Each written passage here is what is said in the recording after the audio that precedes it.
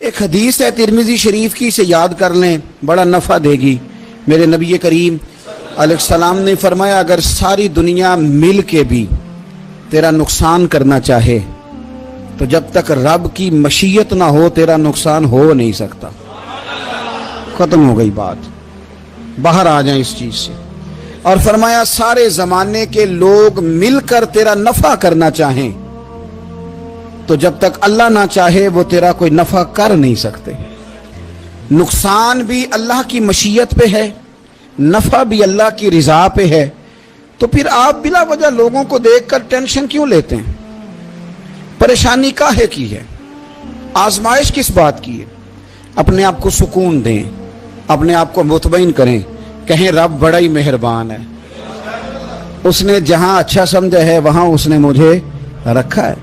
اپنے ذہن کو اطمینان دیں، سکون دیں۔ میرے نبی کریم علیہ الصلوۃ والسلام کی پوری حیات مبارکہ میں آپ کو شکوہ نہیں ملے گا کہیں بھی۔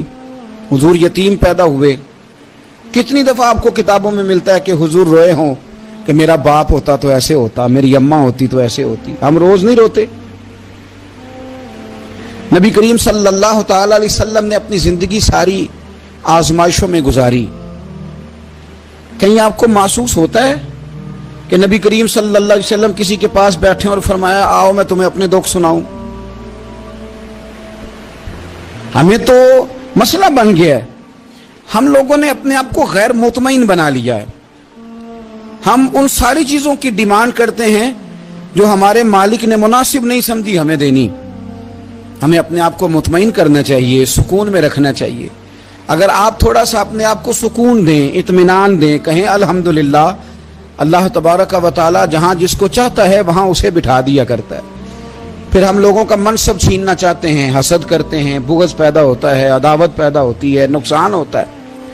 فطری طور پر جو صلاحیتیں اللہ نے دی ہوتی ہیں ان کو بھی زنگ لگ جاتا ہے، زنگ لگنے لگتا ہے ان سب چیزوں کو جو اللہ نے اپنے فضل سے ہمیں دی ہوتی ہیں۔ تو بات کو یاد رکھیں، زندگی میں آپ مطمئن ہو جائیں کہ رب کریم نے جو دیا ہے وہ کمال ہی دیا ہے، کمال ہی۔ حضور کی ایک زوجہ محترمہ تھی تو ان کے ہاتھ ذرا لمبے تھے، مومنوں کی ماں۔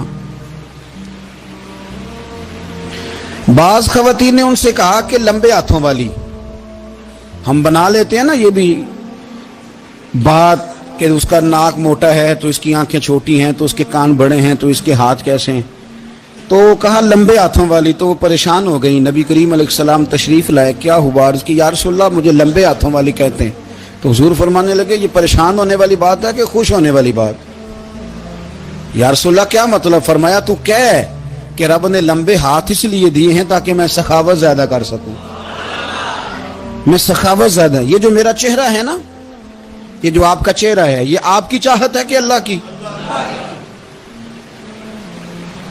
فی ای صورت ما شاء رکبک، اللہ فرماتے ہیں جیسے میں نے چاہا ہے ویسے تجھے بنایا ہے۔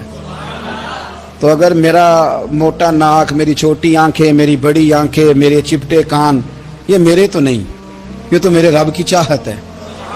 مجھے اپنے موٹے ہونٹوں سے نفرت کرنی چاہیے کہ اللہ کی چاہت سے پیار کرنا چاہیے؟ مجھے اپنے کالے رنگ پر پریشان رہنا چاہیے کہ رب کی چاہت پر مجھے پیار آنا چاہیے؟ اللہ کی چاہت پر پیار کر، یہ چاہت ہے اللہ کی، یہ چاہت ہے، تو اللہ کی چاہت سے محبت کر۔ تو پریشان ہو رہا ہے فلانے کا رنگ ہو رہا ہے تو میرا کالا ہے، فلانے کا مکان بڑا ہے تو میرا چھوٹا ہے، فلاں بڑی گاڑی میں کیسے بیٹھ گیا؟ بھئی اللہ نے چاہا تھا بیٹھ گیا، اللہ نے میرے لیے سائیکل پسند کی ہے، مجھے الحمدللہ کہہ کے سائیکل پہ بیٹھنا چاہیے، اس نے پسند کی ہے، اس کی رضا ہے کہ میں یہاں رہوں۔ تو ایک بات تو یہ ہمیشہ یاد رکھیں کہ آپ اپنے آپ کو مطمئن کریں، زندگی میں سکون دیں۔ نفسیاتی طور پر ہم بڑے ڈسٹرب اس لیے ہیں کہ ہم بے سکون رہتے ہیں جان بوجھ کے، وجہ ہی کوئی نہیں۔